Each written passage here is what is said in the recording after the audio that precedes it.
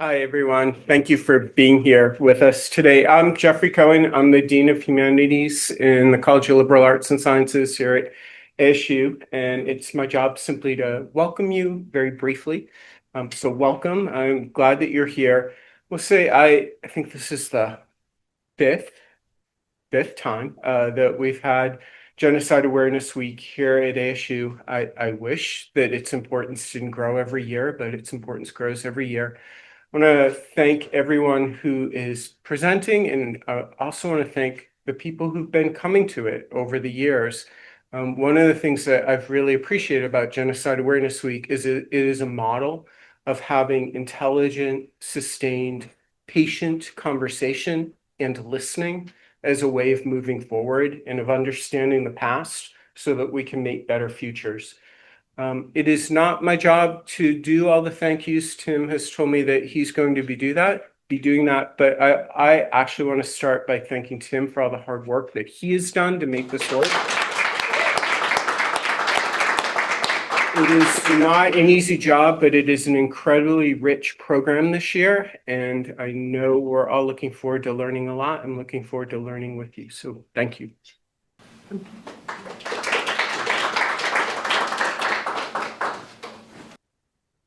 Thank you, Dean Cohen, for your ongoing support. You've been a stalwart for, as you said, 5 years. Okay, just want to welcome everyone, and I'm going to highlight some aspects of the program and, talk about some protocol and how I'd like for us to conduct ourselves this week, and touch on some of the themes that we'll be discussing throughout the week. So my name is Tim Langille. I'm an associate teaching professor here at the School of Historical, Philosophical, and Religious Studies, otherwise known as Shippers.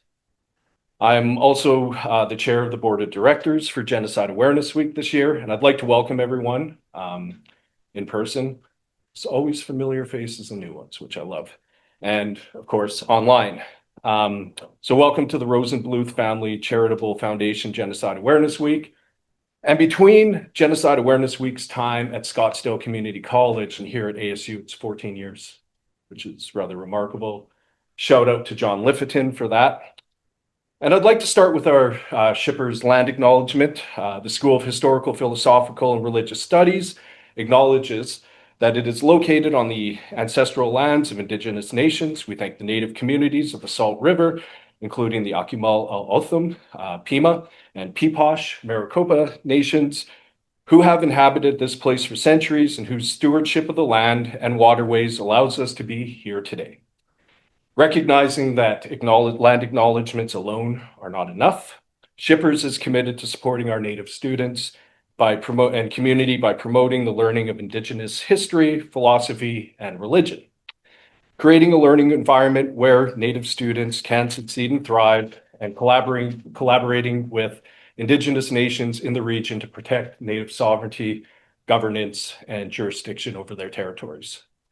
So using the land acknowledgement as a point of departure with this year's conference we're focusing on authoritarianism and genocide.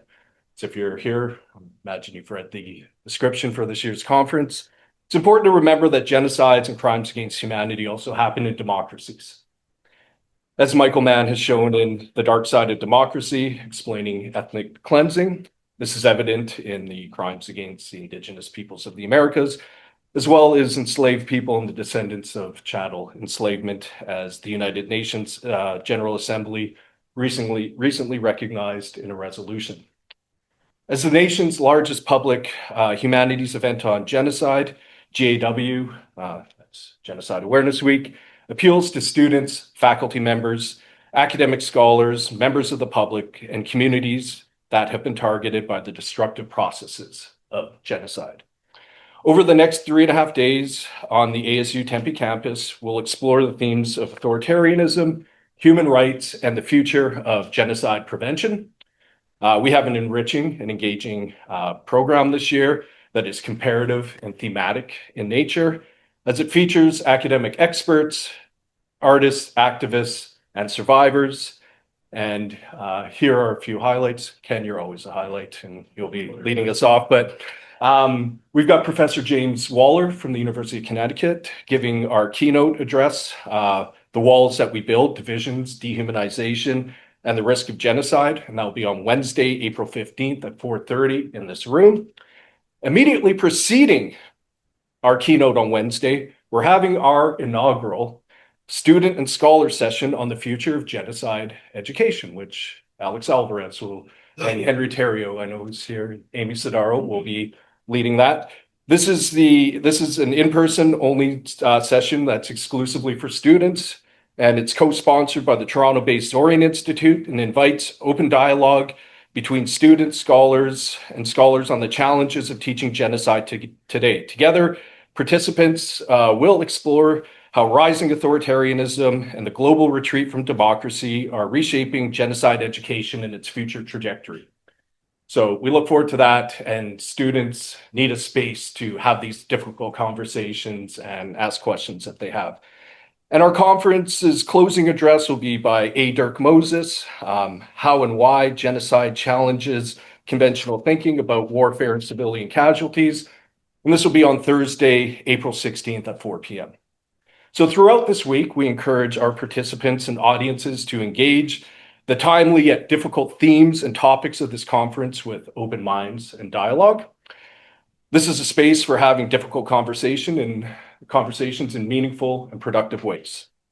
In this vein, we'll explore and examine challenging themes and topics like authoritarianism, human rights, the future of genocide prevention, state-sanctioned violence, religion. It's a religious studies scholar. It's always contentious, right, Kate? And the state of international law, circumvention of international law, the destruction of civilians and civilian infrastructure, memorialization, struggles for the past, erasures of past, the field of genocide studies itself, and the future of genocide education, because I really think we're at a crossroads here and a bit of a, well, we'll explore that together. I'll hold my opinions to myself. And again, these are timely, necessary conversations to have in open, meaningful, respectful ways. So let's show each other respect as we dialogue and learn from each other with a spirit of generosity. So in closing, and very importantly, and I'd be remiss in not honoring our agreement that I would recognize everyone, I'd like to thank all of our sponsors and supporters. This conference, of course, wouldn't be possible without the very generous support of the Rosenbluth Charitable Foundation, who's funded this conference for the last 5 years. We're most grateful for their generous support.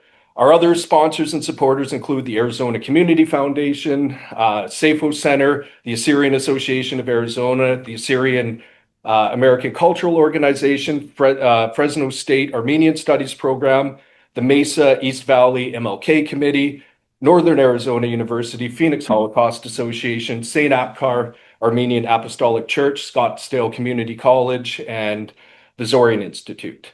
And our invaluable partners this year from ASU include Jewish Studies, Shippers, the Department of Religious Studies, School of Social Transformation, and the Humanities Institute, which is hosting Antoinette Colley's Blackbird Fly art exhibition, which is in Ross Blakely Hall, 196, and that's actually from April 6th through May 22nd. So you got some time to see that. GAW brought that exhibition here.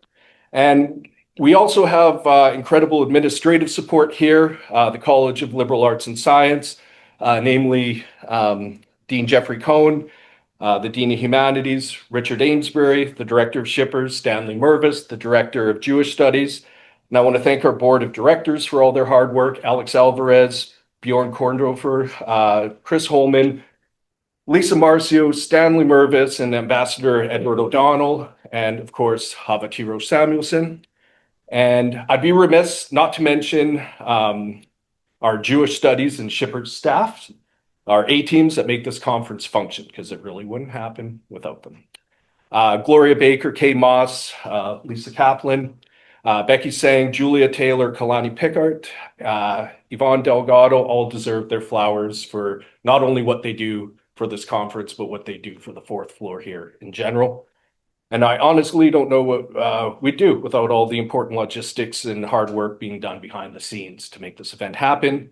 It's persistent, ongoing, challenging work. And finally, thank you to Ari Gejraj for all your impressive tech wizardry. You always mesmerize me with it, and your professional polish is very much appreciated. So let's have a productive week of listening and learning from each other. Thank you.